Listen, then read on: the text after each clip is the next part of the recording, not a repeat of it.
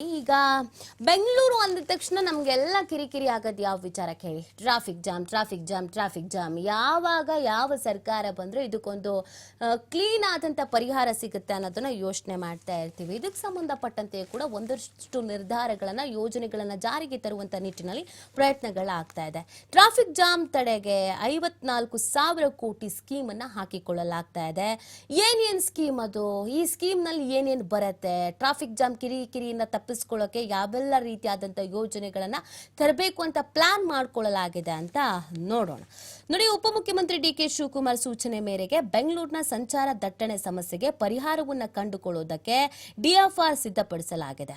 ಅದರಂತೆ 40 ಕಿಲೋಮೀಟರ್ ಉದ್ದದ ಸುರಂಗ ರಸ್ತೆ, 40 ಕಿಲೋಮೀಟರ್ ಉದ್ದದ rail come metro double decker ಮೇಲ್ಸೇತುವೆ, 109 ಕಿಲೋಮೀಟರ್ ಉದ್ದದ ಮೇಲ್ಸೇತುವೆಗಳ ನಿರ್ಮಾಣ ಸೇರಿ ಮತ್ತಿತರ ಯೋಜನೆಗಳ ಅನುಷ್ಠಾನಕ್ಕೆ DFRನಲ್ಲಿ ಉಲ್ಲೇಖಿಸಲಾಗಿದೆ.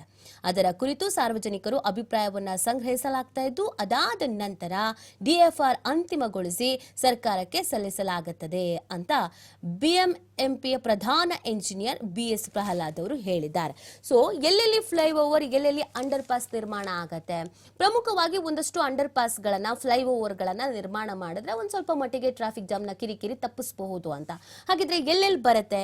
ಕೋಣನಕುಂಟೆ ಕ್ರಾಸ್ನಿಂದ ಬನಶಂಕರಿವರೆಗೂ ಕೆಳ ಮತ್ತು ಮೇಲ್ಸೇತುವೆಗಳ ನಿರ್ಮಾಣ ಕಾರ್ಯ, ಮೆಜೆಸ್ಟಿಕ್ ಸಮೀಪದ ಆನಂದರಾವ್ ವೃತ್ತದ ಬಳಿಯ ಮೇಲ್ಸೇತುವೆ KR ವೃತ್ತದವರೆಗೆ ವಿಸ್ತರಣೆ ಮಾಡೋದು, ಕನಕಪುರ ರಸ್ತೆಯಲ್ಲಿರುವಂತಹ ಆನಂದ್ ಭವನ ರಘುವನಹಳ್ಳಿಯವರೆಗೆ ಮೇಲ್ಸೇತುವೆ ನಿರ್ಮಾಣ, ಮಡಿವಾಳ ಕೆಳ ಸೇತುವೆಯನ್ನ ಸಂಚಾರ ಪೊಲೀಸ್ ಠಾಣೆ ಜಂಕ್ಷನ್ ವರೆಗೆ ವಿಸ್ತರಣೆ ಮಾಡೋದು, ಹೊಸೂರು ರಸ್ತೆಯಿಂದ ಶೋಲೆ ವೃತ್ತದವರೆಗೆ ಎಲಿವೇಟೆಡ್ ಕಾರಿಡಾರ್ ನಿರ್ಮಾಣದ ಉದ್ದೇಶವನ್ನ ಹೊಂದಲಾಗಿದೆ.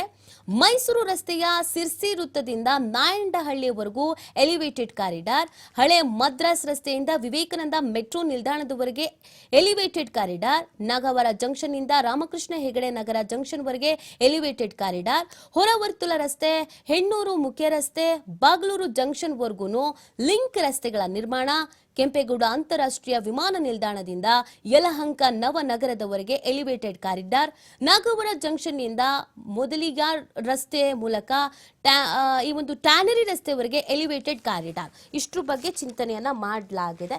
ಸೊ ಆ ಕಾರಣಕ್ಕಾಗಿ ಇನ್ಮೇಲಾದ್ರೂ ಟ್ರಾಫಿಕ್ ಜಾಮ್ನ ಕಿರಿಕಿರಿ ತಪ್ಪುತ್ತಾ ಅನ್ನುವಂಥ ನಿರೀಕ್ಷೆಯನ್ನ ಇಟ್ಕೊಳ್ಳಲಾಗಿದೆ.